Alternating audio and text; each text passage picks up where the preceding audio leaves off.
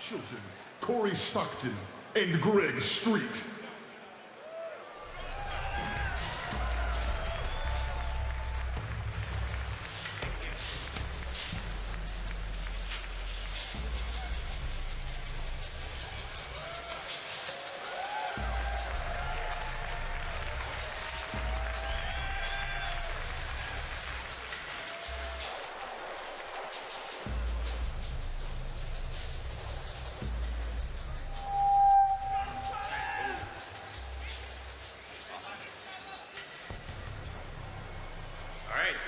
Settled in here. Let's get this thing started. So, as you guys know at this point, this is the World of Warcraft Mists of Pandoria preview panel. And, yeah. So, what we're going to be doing here is we're going to be speaking to you for quite some time to try to give you a lot more detail about what we're doing here with our upcoming expansion. We're going to give you some philosophy behind, the things we're trying to accomplish with the expansion. And then also we're going to talk in great detail about the features themselves because, as you might have seen, those names of features going by in that trailer might leave you wondering, well, what are they talking about? What are they? So without further ado, what is World of Warcraft Mists of Pandoria? And our prime objective here is we want to be combining new gameplay with the most fun parts of the past. I think it's a fair criticism that some people have leveled against Cataclysm, saying that, you know what, there weren't a whole lot of new things to do at the end game, right? So you level up through the new stuff, or you re-roll and you go through the very much changed world. But at the end game, it's the same kind of stuff that you've been doing for years and years, hopefully at least. So we want to make sure that we introduce some really fun new things for you guys to do to kind of keep things exciting at the end game. So there we are, new things to do. That's a core part of blending exciting things of the past with news to quick. Like the image there is just a snapshot of an idea that we have that we're working on called the challenge modes. Another core philosophy that we have is getting people back into the world. I don't know about you guys, but I'm getting a little bit tired of seeing the inside of Stormwind and Orgrimmar all the time. Great cities and all, very lovely places, but standing in the city queuing for stuff, all the time can get a little bit old. So, just like a lot of you guys, it sounds like, we want to get people back out into the world at max level and experiencing the world, and that means a lot of different things.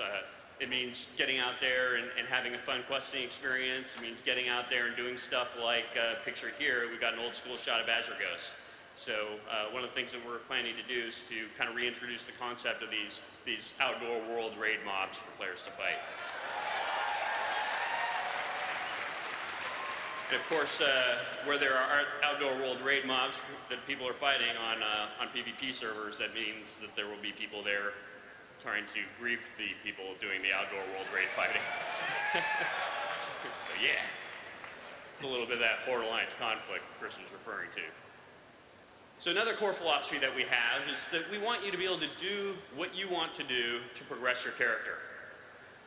Over time, World of Warcraft has kind of blossomed with all these different things to do, and we're going to be adding more different things to do. And we really want the game to feel like there's a menu of content and that you can pick and choose what kind of content you want to do, and you're not necessarily pigeonholed into the content that you feel like you have to do in order to be able to progress your character. So what we're trying to say here is that we want you to be able to progress your character whether or not you're raiding, doing dungeons, or even doing daily quests, for example. And so that's what that little image is there. You got a little quest turn in there. Imagine that's a daily quest that you're turning in, you're getting Valor points out of it. So that way you can actually get Valor points and progress your character, even if you're just the guy that wants to go out there and quest. Granted, it'll be faster if you're doing raids or if you're doing, hard mode raids, all that kind of stuff, heroic raids, but you'll still be able to make progress all the time. Next, we really want you to be able to geek out with more interesting character builds than ever before. I was there back in 2004 when we created the talent system. In fact, that was kind of my job, was to create the talent system that you guys have experienced over the last many, many years. We had this vision, right? Back then, it was in the Friends and Family Alpha that we were getting constant feedback. You know, this was before we had a talent system, or at least one that you know of today.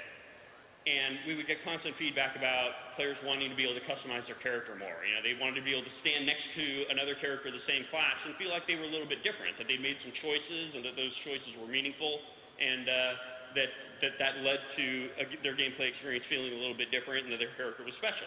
So with that in mind, we went out and we created the original talent system. I would say that it was, you know, the talent system was pretty cool. You know, we drew a lot from stuff like the Diablo 2 skills system, that sort of thing. But at the end of the day, I don't actually feel like it's aged as well as I wish it had. I feel like, you know, we've been plagued over the years with cookie cutter builds, right? And how much choice do you really have when you step into your raid or whatever, and your raid leader's telling you, well, you know, those 4 points that you spent right there are going to cost you, you know, 4% DPS, and we really can't have that, so you're going to have to take a hike, that sort of thing. So we want to try to make sure that we refine what we call the talent system to get to the point where we don't have the cookie cutter builds that we have today, and that the choices that you're making are significant choices for your character, but that you actually have a lot of flexibility about how to set up your character and how to play it. So we'll be going into a lot more detail in this talk and also in the talent panel with exactly what that is.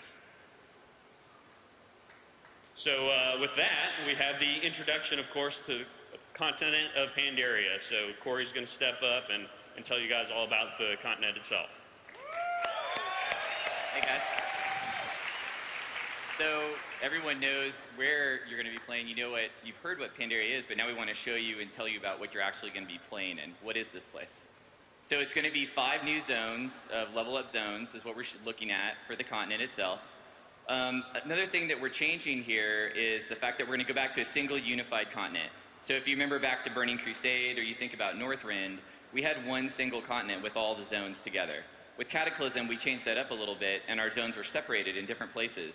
We kind of felt like that didn't make it feel like one unified place. Instead, it felt a little separated and just didn't have that same vibe. So with Pandoria, we're going to be going back to that same kind of hit where we've got all the zones and they're going to make one unified place. As you've probably seen from the cinematic, we've clearly got an Asian influence on the landscapes and the environments and everything you're seeing here. It's been super cool just to see the artists at Blizzard take that and turn it really into a unique World of Warcraft style. Because you could take that and just, you know, kind of make it look specifically Chinese or Asian or one specific look, but we've really put that World of Warcraft look at it, so when people see it, they instantly think, wow. Another thing that's going to be a little different that we haven't done actually really since Burning Crusade is we're going to have an auction house in the new continent.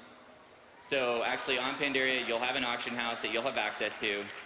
Now granted, you know, you're still going to need to go to Stormwind or Orgrimmar for certain things that you're going to need to do, but we want people to have that convenience that if you're at the new continent and you like playing there, you should be able to stay there in Pandoria. You shouldn't necessarily have to always be going back all the time. And another thing we're going to be changing is we're not going to have flying until max level. And it's great to see that response because that's really how we feel about it. I don't know about you, but for us, you know, it's just questing. Every time you kill a mob, you've got to get on your mount, fly up in the air, fly over something, land back down again, dismount, fly, then mount up again. You know, even though it feels convenient and fast, in the long run, we just don't really feel like it gives the best questing experience that you could have. So by going back to this, we really feel like we're going to get a better core quest experience. So here's a look at the continent as a whole. This is you guys have, anyone that's been to BlizzCon before has probably seen this. This is how we start out our design process. We lay out everything in 2D and get a feel for how it's going to play out. So you can see the 5 zones here. We've kind of got a central valley, the Vale of Eternal Blossoms. We've got dungeons across all the different zones. I'm going to talk a little bit about 2 of these zones. The Jade Forest, which is our intro, our start zone, and then the Valley of the Four Winds there on the south side. One thing that's cool is we've really been working on this for a while, so we've got a lot of stuff to show you guys. I think this is probably the first BlizzCon we're going to be able to actually show video fly-throughs of these zones with their, you know, art complete and ready to see. Here's a little look at the scale. So there's Twilight Highlands from Cataclysm, so you can just get a vibe for how big these zones are. Yes, we're delivering 5 zones, but they're really large zones. And when you add that to the fact that you're not going to have access to a flying mount till max level, you can really see there's going to be a ton of content in these zones. So a little bit about Pandaria. Pandaria's been around for a long time. The thing is, it's been shrouded by mist since the Sundering, so no one's really had access to it. The Pandaren have been alone there for all this time. They've been undiscovered. As Chris was kind of mentioning in the opening, the Alliance and Horde are locked in an intense battle. That's something that's always been the core of World of Warcraft, right? And we want to follow that up here. So they're in a naval battle somewhere close, near to the continent, and that's how they end up discovering it. They end up having a naval battle offshore, ships end up getting blown up, and Alliance and Horde end up washing up on the shores of Pandaria. And it's been revealed, thanks to the events of the Cataclysm, has finally unshrouded the mist, and you're able to find the continent. The Alliance versus Horde aspect of this, though, is that once they land here and they find it, they realize that it's a lush land, it's full of resources and all kinds of things that Garrosh could use and things that Varian can use in their war. And so they're basically going to just destroy this land, trying to get what they can out of it. And that's where we come in. Now, we've got a whole panel on story and lore. It's tomorrow at 4:15. So if you guys want some more info on that, be sure to hit up that panel. Now, besides the continent itself of Pandaria, we've also got a new start zone.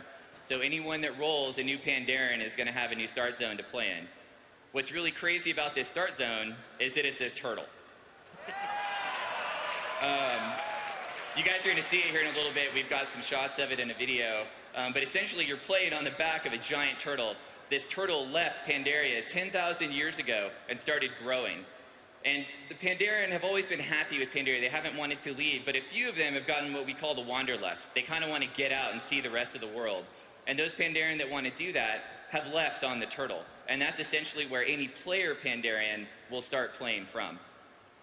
Now, it's going to be similar to our past start experiences. It's going to be story-focused, simple mechanics, but it's going to really, really draw you into the Pandaren lore, their culture, their history, and find out really what's going on with them as a whole.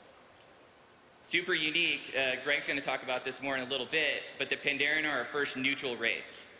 So it's a race that you're going to start out as neutral and play from level 1 to 10, and then when you get to level 10, you're going to pick your faction. You'll pick Alliance or Horde at that point, and it's a one-way choice. So you'll make that choice, and then you'll decide and go forward from there.